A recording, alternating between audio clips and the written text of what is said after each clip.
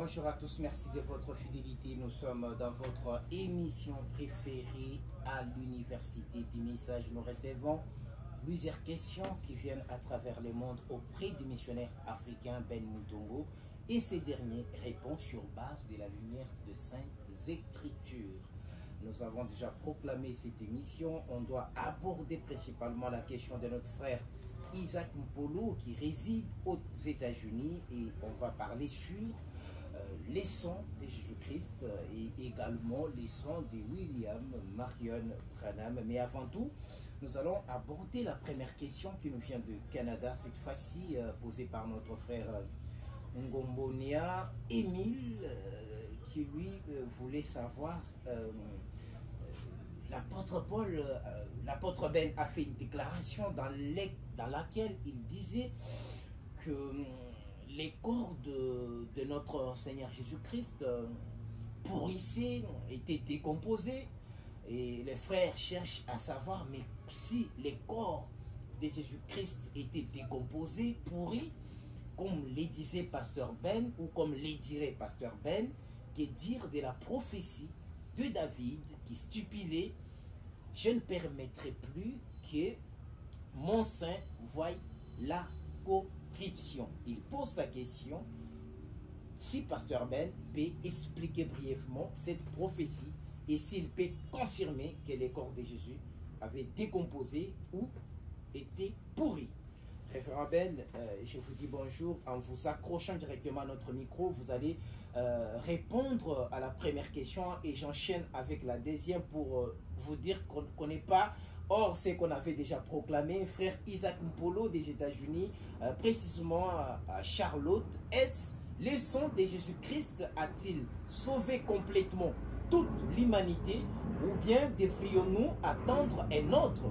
Et que vient faire les sons de William Marion Branham dans les plans de la rédemption?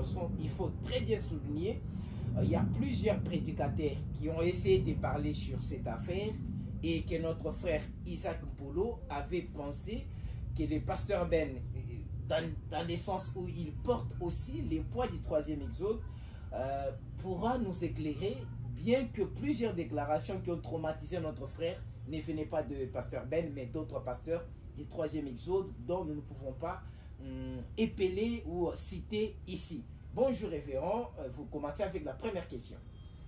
Bonjour, oui, bonjour cher journaliste Jean-Claude Chimbombo. Merci Jean. La personne qui reçoit vos questions à travers le monde, d'autres même viennent directement à moi, mais les deux d'aujourd'hui, ce sont des questions qui ont transité chez notre journaliste préféré, Jean-Claude Chimbombo. La question majeure du jour, c'est la question du sang de Jésus-Christ. Si ce sang était suffisant pour sauver l'humanité, ou il fallait autre chose, quelque chose d'autre en dehors du sang de Jésus. Mais je commence par dire à notre frère Émile Ngombonyo du Canada que le pasteur Ben n'a jamais dit que le corps de Jésus s'était décomposé, ou il n'a jamais dit que le corps de Jésus était pourri. Non, je n'ai jamais dit cela, mais peut-être c'est cette déclaration, quand je l'avais lue, ça vous avait un peu embrouillé. Comprenez que c'est la déclaration qui vient du grand maître Branham. Je suis dans Regarde, prêché le 28 avril 1963, le paragraphe 213. L'orateur principal déclare ceci: c'est comme le disciple allant pour embaumer le corps de Jésus. Ces corps étaient pratiquement sur le point de pourrir. C'est vrai, il y avait une odeur nauséabonde. Mais ils se sont bien attachés à cela. C'est à vous maintenant de conclure, mon frère. Le corps dégageait l'odeur nauséabonde. D'après vous, qu'est-ce que Branham veut dire là-bas? C'est comme s'il dit que c'était pourri. Parce qu'on ne peut pas sortir l'odeur nauséabonde sans qu'on ait constaté la décomposition. Et pourtant, Pasteur Ben, lui, ne croit pas que ce corps s'était décomposé parce que je suis dans la restitution de l'arbre de l'épouse. Je vais lire juste deux écritures. Et si vous voulez que nous puissions aller en profondeur avec cette question, nous pouvons revenir. Ouais. Mais dans la restitution de l'arbre de l'épouse, à la page 20, c'est la tradition de la Suisse, il n'y a pas de paragraphe. Mais ça peut être, c'est le deuxième paragraphe sur la page. Lorsque la parole fut prononcée en ces termes, tu ne permettras pas que mon bien-aimé voie la corruption, car tu ne livreras pas mon âme dans les séjours des morts. Il n'y aurait pas eu assez de siècles, ni assez de démons, ni assez de tout ce que vous voudrez pour retenir Christ dans les tombeaux jusqu'à ce que son corps commence à se décomposer.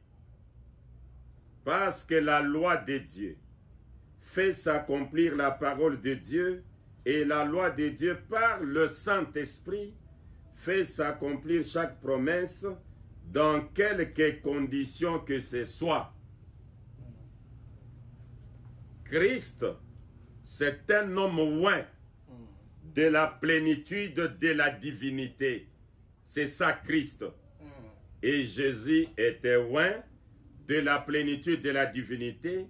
Branham dit, un tel homme, il n'y a pas assez de démons ni de siècles qui feront que un homme oint de la plénitude de la divinité puisse pourrir dans la tombe. Ce qui fait que même Moïse n'avait pas connu la corruption. Je lis cette écriture et je lis la dernière, je quitte la question.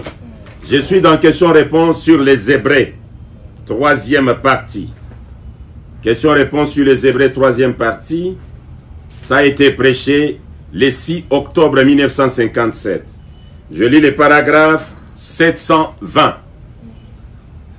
C'est que Moïse n'était jamais absent. Non. Son corps avait été emporté. Les anges les prirent. Il ne connut pas de mortification. Il ne connut pas la corruption. Il était un type parfait de Christ. Moïse, le leader du premier exode, comme Dieu l'avait divinisé, il ne pouvait pas pourrir. Jésus, le leader du deuxième exode, comme Dieu l'avait divinisé, il ne pouvait pas pourrir. Branham, le leader du troisième exode, la restitution de l'arbre de l'épouse, la page 17e. Le grand Branham déclare, deuxième paragraphe, il y avait une loi en Christ. C'est cette loi-là qui avait ressuscité Jésus. Il y avait une loi en Christ. Et cette loi est venue dans l'homme. Vous pouvez ensevelir cet homme dans les tombeaux les plus profonds, au plus profond de mer, au plus profond de séjours de mort. Mais en lui, il y a la loi de l'Esprit de Dieu qui le ressuscitera. Et c'est la loi messianique.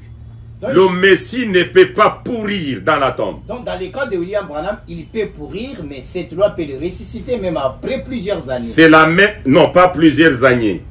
Parce que la loi là empêche que le corps du Messie puisse se décomposer. Donc cette écriture ne s'attribue pas à nous tous, ça s'attribue seulement à William Branham dans ces temps. Cette écriture s'attribue à un homme loin de la plénitude de la divinité. Mais Et donc, nous en avons que 3. Moïse, Jésus et Branham. mais malheureusement, on ne connaît pas la tombe de Moïse. On connaît de Jésus, c'est vide. Mais la tombe de William Branham, c'est resté fermé jusque-là. Oui. La tombe de Moïse, vous ne connaissez pas. Ouais. Vous croyez quand Branham dit que Moïse n'a pas connu la corruption. Oui, oui. La tombe de Jésus, vous visitez là-bas, Ouais. vous trouvez que c'est vide, vous vide. croyez. Ouais. Mais quand Branham vous dit l'homme d'aujourd'hui, qui a reçu la loi messianique, son corps ne peut pas se décomposer, vous posez des questions. On peut taxer ça de quoi? De l'incrédulité. Il faut croire Branham ou ne pas le croire. Voilà. Je crois que la question a été répondue par la... Ça nous a pris 11 minutes Voilà. et maintenant nous Passons. pouvons... Passons à cette question qui... Parce qu'il y a beaucoup de prédicateurs qui ont fait des déclarations. Souffrir de porter ses peines. Les autres ont dit le sang de Jésus n'était que tapis rouge. Les autres ont dit que c'est le sang de William Branham qui a sauvé l'humanité. Que le sang de Jésus n'avait pas d'efficacité. Les autres sont allés plus loin pour dire que c'était le sang du démon, du diable. Ça ne pouvait pas racheter l'humanité, mais au contraire, ça détruit l'humanité, révérend Ben. En quelque sorte, c'est un peu de porter tous les péchés Parce que vous avez toujours dit, c'est la famille Branham, accepter de porter aussi ces péchés. Donc c'est comme si vous, les révérend Ben, qui dit que le sang de Jésus n'a pas d'efficacité et que seul de William Branham a sauvé l'humanité. Ce sont des fables ou ce sont des raisonnements parce que ça nous étonne, révérend Ben. Mon précieux frère Isaac Mpolo ouais. de ZSA, je vous remercie comme je remercie également au précieux Émile de Canada pour la confiance que vous me témoignez, parce que m'adresser ces questions-là, c'est la confiance. Vous croyez que Pasteur Ben lira le prophète. Merci. Merci pour cette confiance-là. L'histoire du sang n'a pas commencé avec le sang de Jésus. Non, ça n'a pas commencé avec le sang de Jésus. Et ça ne termine pas avec le sang de Jésus. Je lis d'abord des citations. Je suis dans Jéhovah Jireh, prêché le 2 avril 1964, appelé Jéhovah Jireh, première partie de 64.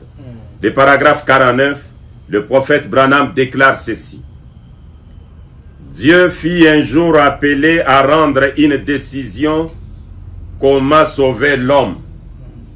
Et ce qu'il a fait alors se fait sur la base du sang versé d'un innocent dans les jardins d'Éden. Dans les jardins d'Éden, la première décision de Dieu a été le sang d'un innocent. Et l'homme a essayé tout autrement de se sauver.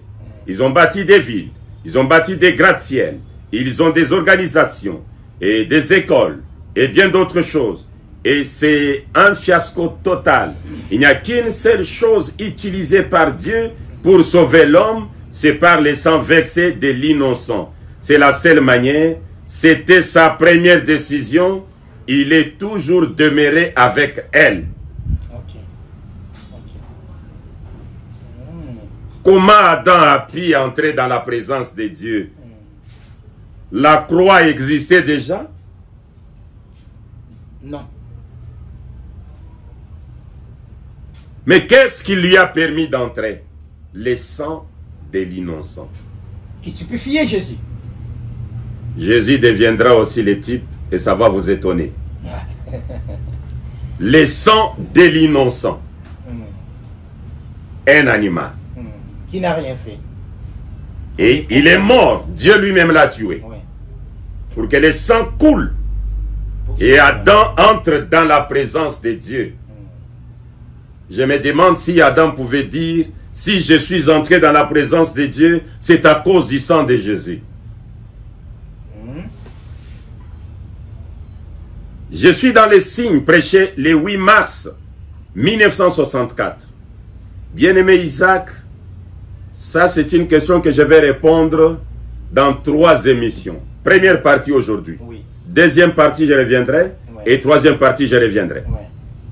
Parce qu'elle est profonde. Ouais.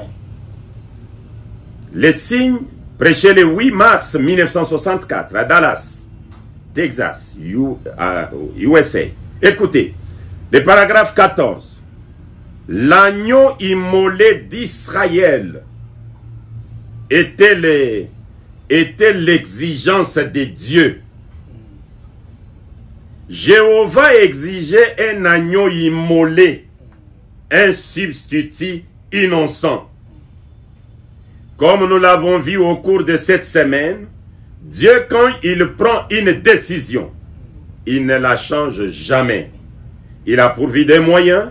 La première chose qu'il a faite quand l'homme est tombé, il devait pourvoir des moyens pour les ramener, s'il voulait les racheter. Alors il a pris la décision de sauver l'homme par le sang d'un innocent. Et depuis, il a toujours fait la même chose. Il n'a jamais changé ça. Dieu ne rencontre jamais aucun adorateur ailleurs que sous le sang. C'est son seul lié. Avant la venue de Jésus, il y a l'innocent qui a coulé de sang. Alors, si le frère Isaac doit se focaliser sur le sang de Jésus, qui n'est même pas du 3e Exode, ni du 3e Testament, pendant que lui est du 3e Testament. Nous ne sommes pas du 2e Testament. Le 2e Testament, c'était le testament des apôtres avec Jésus. Mais il y a un 3e testament qui vient au temps de la fin, dans l'Apocalypse chapitre 10. L'ange qui descend, il descend avec l'alliance. L'alliance, c'est le testament. Et ce n'est même pas une partie d'arc-en-ciel, mais l'arc-en-ciel qui environnait la terre. Donc, un testament éternel. Je voulais d'abord ramener mon précieux Isaac à comprendre qu'avant que Jésus ne verse le sang, avant que Jésus ne donne sa vie, Adam fut agréé par Dieu par le sang d'un innocent qui n'est pas Jésus, un animal. Temporairement. Même Jésus, vous allez les remarquer. Je vais les lire. Jésus-Christ. Et lorsque Moïse est arrivé, les enfants d'Israël, pour être agréés par Dieu, il y a eu le sang d'un innocent, l'agneau, qui était immolé. Maintenant, Branham explique, comme vous souffrez avec l'histoire des temporaires, des types, des ombres, écoutez. Parce que c'est l'homme de Nazareth qui vient tout clore. Hein? Ne vous en faites pas. Je suis dans le message qu'il a intitulé le seul lieu d'adoration auquel Dieu est pourvu. Prêché le 28 novembre 1965. J'ai lu les paragraphes 169. Il commence d'abord à 168 en expliquant comment l'agneau là, on ne pouvait pas prendre l'agneau et l'immoler comme ça, on devait d'abord l'examiner. Il devait être sans défaut. Et maintenant Branham commence à parler, vous allez comprendre. Écoutez ce qu'il dit, mes livres sont déjà vieux. Il dit, paragraphe 168. Il fit éprouver pour que l'on puisse voir quelle était sa position. Éprouver de toutes les manières. Éprouver comme nous devons être nous-mêmes éprouvés. Mais en lui, il n'y a rien qui céda, aucun point faible, c'est vrai, parce qu'il était le Fils de Dieu. La façon qu'on avait éprouvé Jésus, c'est la façon que nous-mêmes, Branham, Parce qu'il a toujours dit, quand je dis nous, je vais parler de moi. Ce n'est pas moi et Chimbombo, mais je vais parler de moi, Branham. Écoutez maintenant. L'agneau était éprouvé. On éprouve l'agneau pour voir s'il est digne de donner sa vie. L'agneau était éprouvé. Il était gardé jusqu'au 14e jour. Il y eut 2 sabbats ou 2 âges. L'un était pour les Juifs, pendant lesquels ils offraient un agneau, qui était un type. L'agneau des Juifs était un type. Branham continue. L'autre est pour les nations. L'autre sabbat est pour les nations qui ont les vrais agneaux.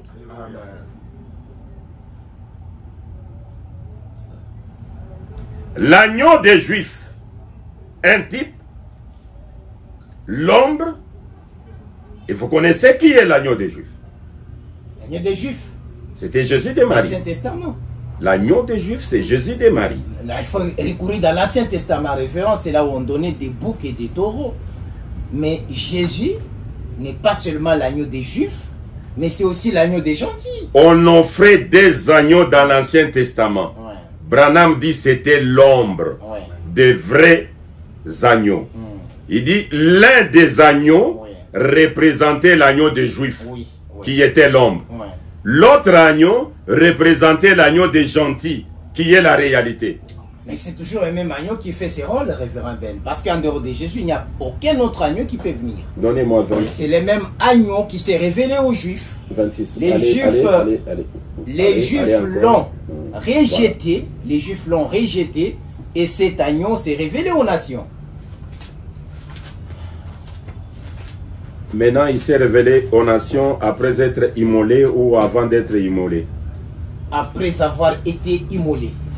Maintenant, il est immolé, les nations n'ont pas posé leurs mains sur sa tête. Oh!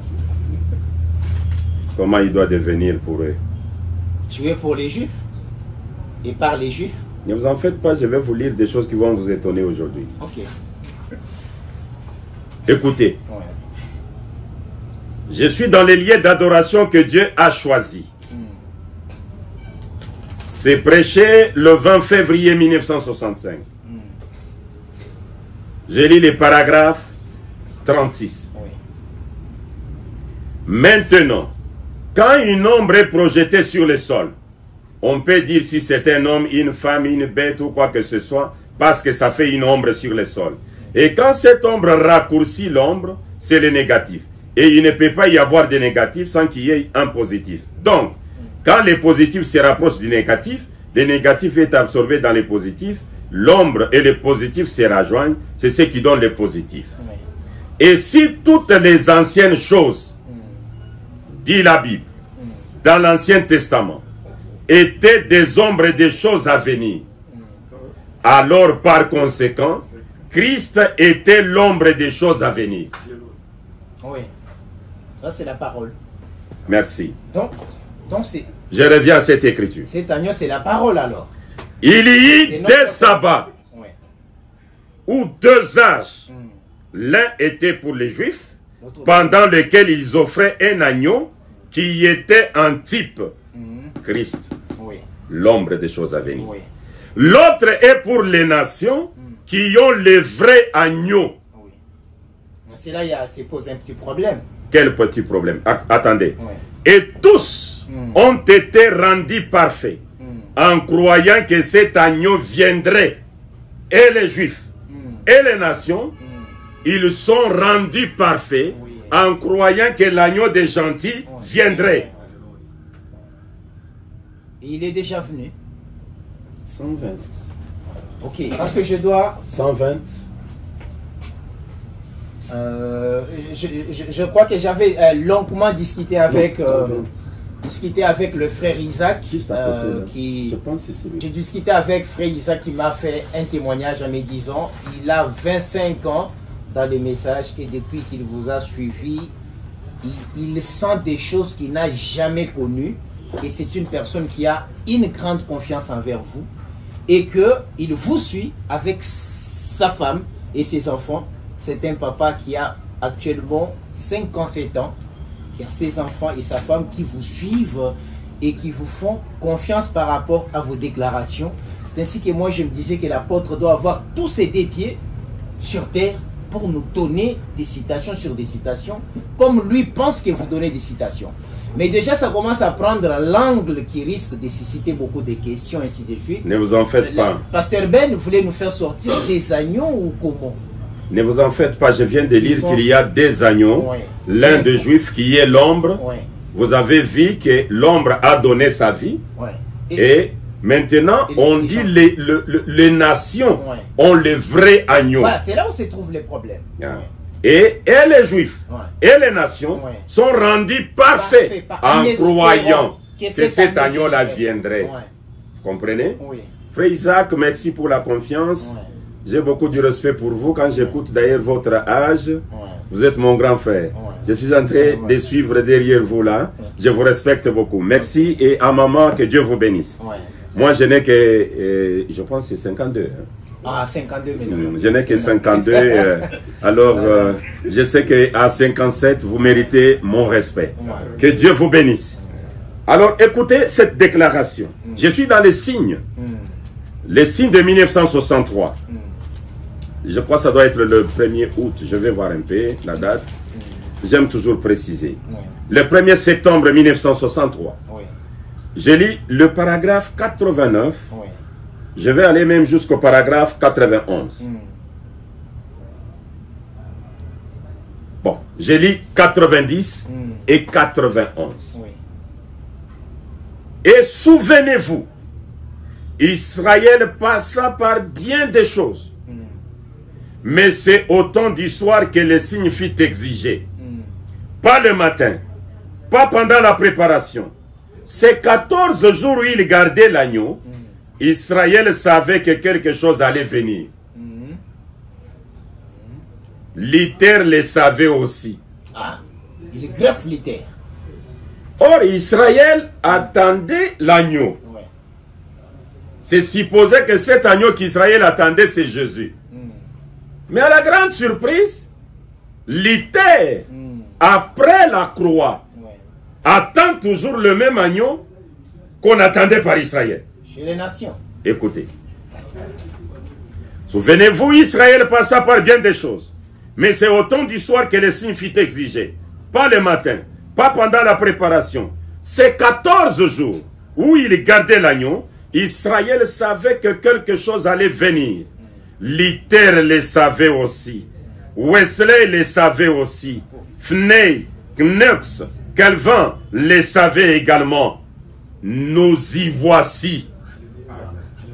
La chose qu'Israël attendait, la chose que les nations attendaient, parce qu'ils sont sauvés en espérant que cet agneau-là viendrait. Branham dit, nous y voici. Ils savaient qu'à un certain moment, la colonne de feu reviendrait à l'église. Or, la colonne de feu, c'est la colombe qui vient se poser sur la tête de l'agneau. C'est pourquoi Branham vous dit, l'église, ce n'est pas vous. L'église, Dieu est caché. Dieu caché est révélé dans la simplicité. Dieu se cache et se révèle dans la simplicité. Le paragraphe 237. L'église, c'est le corps de Christ. C'est un individu parmi tant d'autres.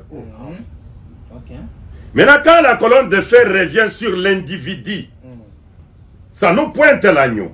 Pas des colonnes de feu qu'on voit à travers les mondes. Non, c'est d'abord, il y a de la magie là-dedans, il y a de la sorcellerie là-dedans, et il y a des mensonges montés de toutes pièces pour séduire l'humanité et surtout séduire les enfants de Dieu. Mais l'évangile du 3e exode réveille tous les démons de l'air drap et chasse l'ignorance de la tête et même du cœur. Pasteur Ben ne croit pas que la colonne de feu peut se mettre sur un homme animal.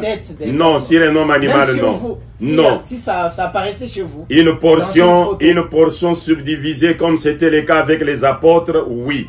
Mais la colonne de feu, qui est l'attribut de la plénitude de la divinité, sur tel pasteur ou tel pasteur, un aventurier de mauvais goût. Ah, c'est un pain engagé, comme le disait paix à son âme, évêque de Tchangou. Écoutez maintenant.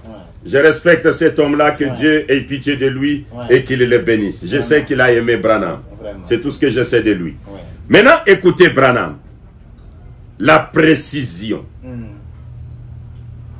C'est toujours dans les signes de 1963, le paragraphe 73 et 74. 73 et 74. Écoutez maintenant bien.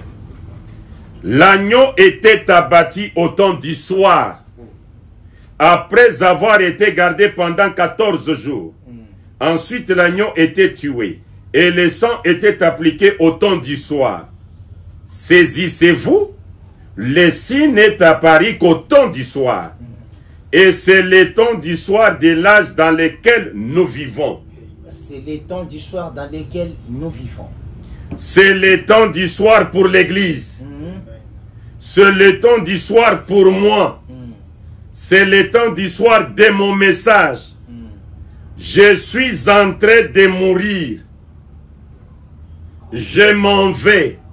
Je me retire au temps du soir de l'Évangile. L'agneau devait mourir au temps du soir. Branham dit c'est le temps du soir ici, dans lequel nous vivons. Et il commence, c'est le temps du soir de l'Église. C'est le temps du soir de mon message. Je suis en train de mourir. Tu es en train de mourir, toi tu es qui? Parce que celui qui doit mourir au temps du soir, c'est l'agneau. C'est Frère Branham qui dit ça. Mais je l'ai lu. Mais moi je peux aussi lire. Lise à haute voix. Et c'est le temps du soir de l'âge dans lequel nous vivons. C'est le temps du soir pour l'Église. C'est le temps du soir pour moi. C'est le temps du soir de mon message. Je suis en train de mourir. Je m'en vais. Je me retire au temps du soir de l'Évangile. Nous sommes passés par la justification. Et ainsi de suite. J'ai ajouté quelque chose. Mais c'est maintenant le temps où les signes doivent être appliqués. Amen. Donc si les signes doivent être appliqués, il doit y avoir le sang. Mais vous allez appliquer les signes comment? Il doit y avoir le sang. On applique les signes quand le sang coule. Ouais. Mais le frère Isaac demande, est-ce que le sang de Jésus était suffisant? Écoutez comment Branham répond. Mais si on vous avez déjà vu. Même si on retournait à la croix de Jésus, le sang c'est déjà... Je ne crois pas qu'on puisse retrouver les traces des sangs. D'ailleurs... Maintenant, il parlait de quel sang? Allons à la croix de Jésus. Écoutez ce que Branham dit. Ouais. Maintenant, je suis dans le signe de 1964. Vous savez, frère Isaac... Frère Isaac a réveillé les lions qui dormaient. Votre question, elle est profonde. Je suis en train de les comprendre. Le 8 mars 1964, le prophète Branham déclare ceci au paragraphe 25. Avant de lire 25, c'est grave. Je retourne d'abord dans les signes de 1963. Je lis le paragraphe 95 d'abord. Les signes de 1993. Écoutez Branham.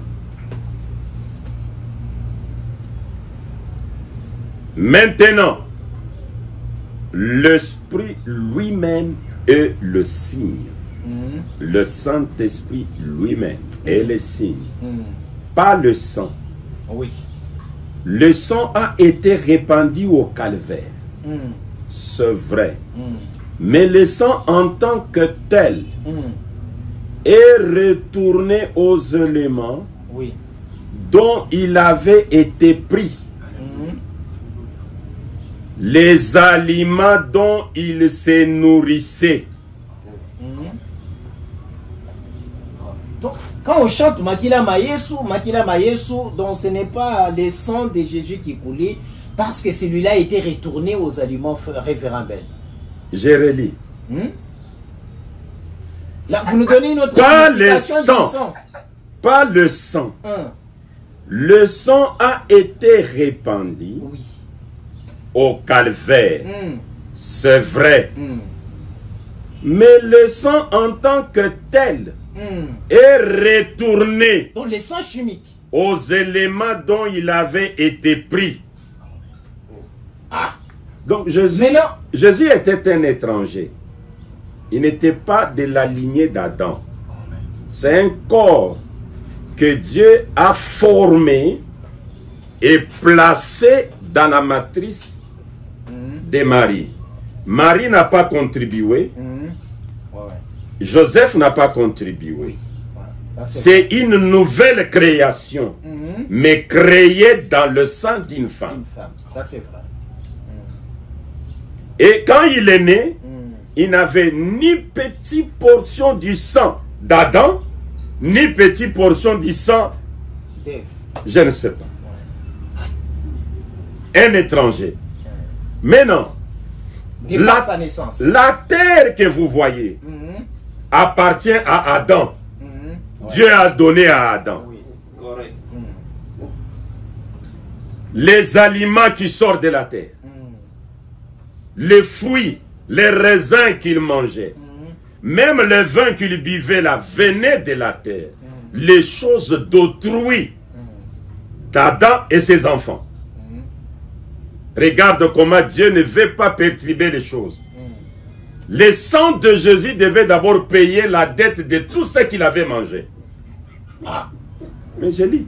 C'est retourné aux aliments dont il se nourrissait. Alléluia. Où vous tirez ça, référent Ben? Toujours dans les messages. Mais je le lis ici. Et Branham dit, il n'avait qu'une petite quantité du sang dans son corps qui ne pouvait pas sauver tout le monde. Mais vous risquez de rêver même les églises, même les catholiques, même les églises de rêver, les protestants, parce que c'est comme si le sang prend encore une autre dimension, une autre définition. Parce qu'on pensait que les sangs viennent nous laver, makila no esokola biso, makila ekota na mato ya mobali na ngai, makila ekota na miso ya bana na ngai, makila. Tout justement, on pensait à ces sangs-là et puis vous dites les sangs retournés. Ah, écoutez par exemple, écoutez, ouais. Pour que ça y entre dans les oreilles, dans les nez, je ne sais pas maintenant, écoutez Branham dit, les signes de 1964, le paragraphe 25, il dit, or, voyez-vous, le sang littéral de Jésus ne pouvait pas venir sur chacun de nous parce qu'il avait qu'une certaine quantité de sang dans son corps. Il a coulé de son corps sur le sol il y a 2000 ans. Ah, donc, cette quantité-là ne peut pas nous suffire. Mais Branham l'a dit. Mais les sangs qu'on se lave chaque vous-même, les sangs, les dimanches, envoie-nous les sangs, les vendredis, les sangs, les dimanches, envoie-nous les sangs. Il n'avait que 7 litres de sang dans son corps. Et qui est retourné c'est retourné aux éléments, aux aliments dont il se nourrissait. Donc le sang prendra une autre interprétation. La nouvelle interprétation du sang, Isaac, je me réserve de vous la donner aujourd'hui. Mais comprenez que la quantité du sang que Jésus avait ne pouvait pas venir sur chacun de nous. Mais ça coulait, ça fait 2000 ans. Ça, c'est une pensée, les enseignements de l'école primaire, parfois aux humanités. Mais à l'université du message, ça ne passe pas. Oui, ça change. Les sangs doivent, voilà. Ceux qui passaient à l'école primaire, ceux qui passaient à l'université, donc je vais dire ceux qui passaient aux humanités, mais à l'université du message, ça ne passe pas. Ça ne passe pas. Vraiment, ça ne passe pas. On a dépassé plusieurs minutes. William Branham a prêché le message à tous les niveaux. Hein? Je vais vous lire maintenant d'autres citations, je ne sais pas. On n'a pas assez de temps, si on peut proclamer pour l'émission prochaine. Moi, si ça dépendait de moi personnellement, on allait, même des référents, on allait s'éterniser. Mais comprenez, nous avons encore beaucoup de programmes et l'émission devrait prendre 30 minutes. On a plus de 40 minutes référents. Deuxième partie de cette émission, je demande aux journalistes, au lieu que ce soit le samedi prochain, ça sera le mardi. Voilà. Le mardi, on va faire la deuxième partie. On va commencer là où nous nous sommes arrêtés pour continuer afin de faire voir si réellement il y avait besoin d'un autre sang. Mais pour aujourd'hui, nous avons compris que Dieu, sa première décision, c'est de rencontrer l'homme sous le sang d'un innocent. Et il a commencé avec les agneaux, il a commencé avec des tourterelles, il a commencé avec des pigeons. Ce n'était pas seulement le sang de Jésus. Et quand Jésus lui-même est venu, il était l'agneau de Dieu, il a donné son sang, mais il était l'ombre. Les vrais agneaux devaient venir au 14e jour, et Branham a précisé que c'est aujourd'hui, et d'ailleurs c'est lui-même. L'agneau a la colonne de feu sur la tête. Donc, Frère Isaac, vous commencez déjà à voir. Hein? Voilà. Nous y arriverons. Voilà, merci beaucoup. C'est ici que nous mettons un point final à cet entretien. Nous sommes à l'université du message. L'apôtre Ben a répondu à la première question de notre frère Émile, résident au Canada, précisément au Québec. Et nous avons également répondu à la question de frère Isaac Mpolo, qui lui est aux États-Unis, précisément dans l'État des Charlotte. Bien des bonnes choses. Révérend, frère Isaac, merci beaucoup, révérend, d'avoir répondu à toutes ces questions. Mais l'angle que vous avez pris, mais moi, peut-être ça m'a stimulé. Je crois que nous allons essayer de resuivre l'émission. Cela pourra nous donner encore des pitchs pour pouvoir répondre à la fois prochaine. Merci à tous ces gens qui nous font confiance, qui nous envoient leurs questions. Nous pensons que vous avez vos propres pasteurs, vos propres bergers, mais orientez les questions vers l'apôtre Ben. C'est une marque aussi de reconnaissance et de l'amour que vous portez envers les révérends. Merci beaucoup. À la prochaine occasion. Merci.